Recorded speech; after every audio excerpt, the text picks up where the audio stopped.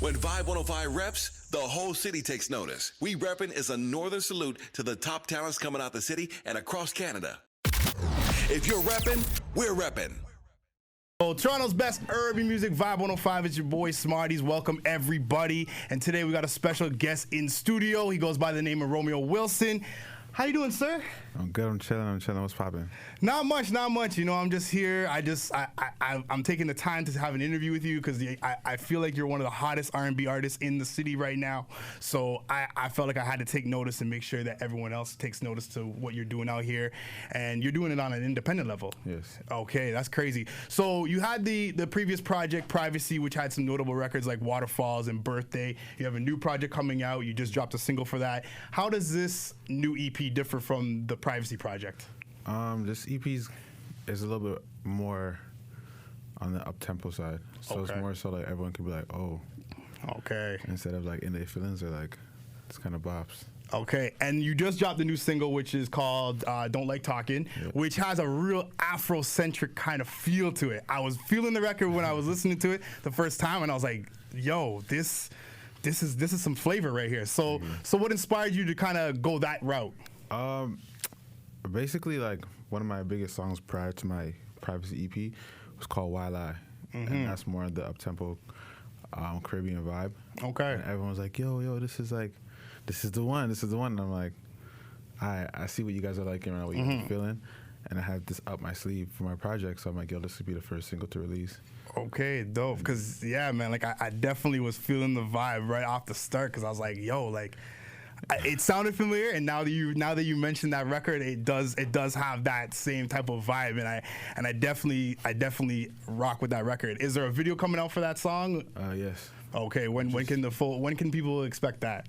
November. November times. Yeah. Okay, so we'll be looking out for that. So you also have a Spanish record that you did. Yes. Do you speak Spanish? No, I don't. You don't. So talk to me how that worked out, because I mean, it's not every day somebody who doesn't speak Spanish just comes out with a Spanish record. Right. Basically, I was in the studio and I was listening to records, and I was like, yo, there's a lot of Spanish up-tempo songs like in the new wave. I'm like, but no one's really doing Spanish R&B songs. Right. So I just pulled up my phone, hopped on Google Translate. I said, yo, I'm gonna do it like this, and then I had like one of my Spanish homies, like make sure like everything I'm saying is correct. Like, okay. So that's okay. Okay, so he gets some credit on. He said, oh, pronounce this a little bit differently, and then. Okay. So he's gonna get some shout outs and extra credit for that record when it pops. Okay, and is there a video for that one as well? Oh no, that's just the single, but I was more so focusing on like this whole project. Like, so by next year there'll be more releases for visuals. Okay, dope. So 2020 we're looking out for more visuals from Romeyo Wilson. Yeah. So I know, and us talking about the different styles, so you have the Spanish, you have a little Afrocentric. Is that gearing you more towards trying to be a little bit different than, I guess, the typical R&B competition? Because there's a lot of good R&B artists in the city. We can all account for that. So is that something that helps you stand out? Like, talk about what your thought process is into like doing those type of records like that. For records like that, it's more so like I can do it, so I just make sure I am capturing what I can do versatility-wise on my projects, instead of just doing like, for instance, Privacy is my first ever all R&B project. Okay. So like I was due. So yes. I did it for that reason, but people don't know that I have so much more in store. Okay. So I just did that so like people know that, yo, this boy can sing, and now it's like it's time to get their heads turning. Yes, definitely. And that was one of the things that I could say for myself, was it definitely helped me look at you in a different light, because it's one thing to just be an artist and do R&B and be in your comfort zone. Yes. For you to be able to step out and do an Afrocentric record or a Spanish record or these up-tempo records that you're talking about, because we notice a lot of more ballads and like, you know, the trap type of, I want to say the Bryson Tiller. Bryson Tiller type of vibe, you know what I mean? Where R&B artists are doing a lot of that. So I notice a lot more of that coming out. But it's nice to hear that there's going to be some up-tempo stuff, because I definitely like that stuff in the 110 to 120 range as a DJ, because, you know, I can't be doing ballads all day, you know what I mean? I gotta get something that you can dance to in the club and stuff like that. So you are doing a tour, you're going out of town for a show with Jacquees. Yes. So talk to me about how that came about and the process as an artist, as an independent, even trying to get shows. So basically, I just came back from Atlanta. Okay. With Eric Bellinger and Sammy. So I saw this flyer, and I'm like, whoa, he's performing in the place I love, like Montreal. Right. So I sent it to my assistant, and she's like, yo, we can get you on this.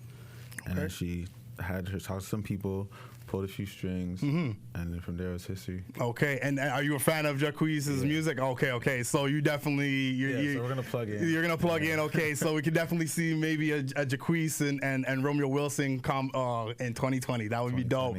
And talk to me about doing shows. Like what kind of, if no one's ever been to a Romeyo Wilson show before, and trust me, I haven't been before, but I can tell you, I know a few females that have spoken to me about your show.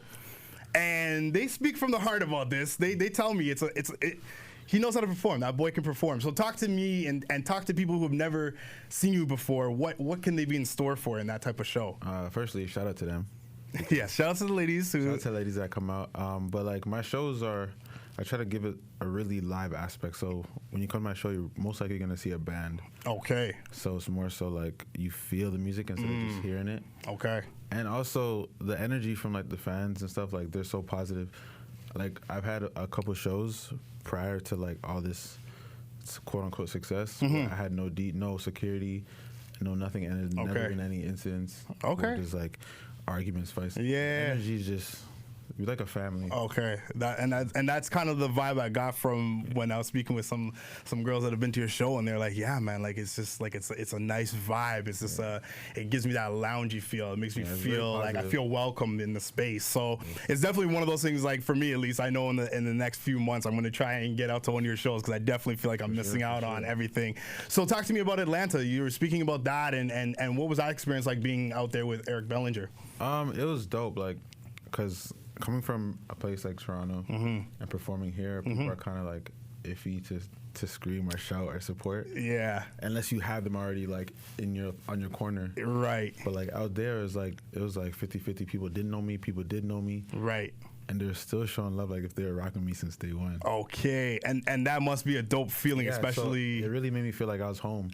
So like Atlanta, I have mad love for Atlanta. Okay, shout out to Atlanta. And was that like just a regular show, or was that a festival? Oh, it was a concert. So. Okay, it was a concert, even more dope. Yeah. So how many fans are we talking about? How many people were you performing in front of in that scene? 500 plus. Okay, nice. That's crazy. And what was it like? Did you get a chance to talk to Eric Bellinger? I talked to him prior. Okay. So, like, we have already had a connection. Like, okay, dope. Via social media. Right. It was more so like my first time meeting Sammy. Okay, cool. And then did they give you any advice as like as an artist coming up, kind of thing like that? More so like, well, just taking the performance and what they've done and where they came from. Right. Was already like knowledge already, because they're very vocal about like their journey on stage as well. Right. And plus me talking to Eric Bellinger from before, he already gave me some gems and stuff. Okay, dope. And what advice would you like? What would you say up until this point has been like the best piece of advice you've gotten?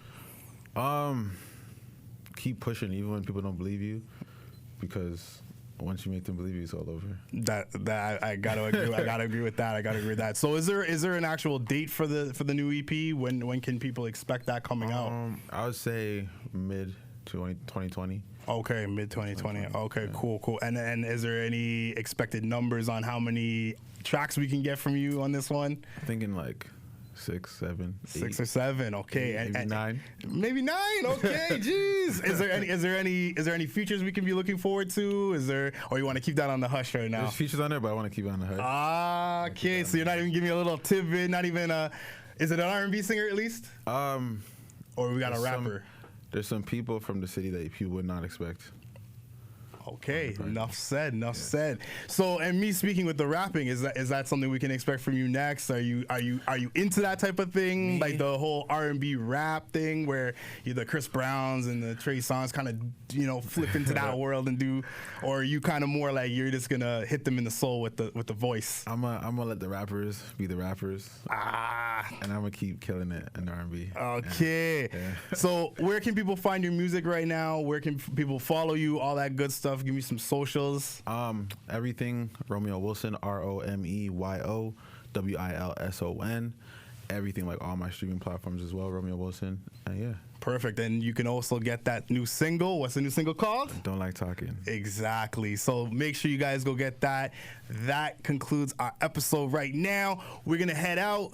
Thank you to Romeyo Wilson for coming through. Thank you guys so much. I also want to say a big shout out to Rome Nation, all the people that have been supporting me and coming to all my shows, streaming all my music, and making all this possible. Shout out to all the females in the Rome Nation and everyone in the Rome Nation. Trust me, I'm part of the Rome Nation now. I just need a sweater. I just need a sweater from the boy.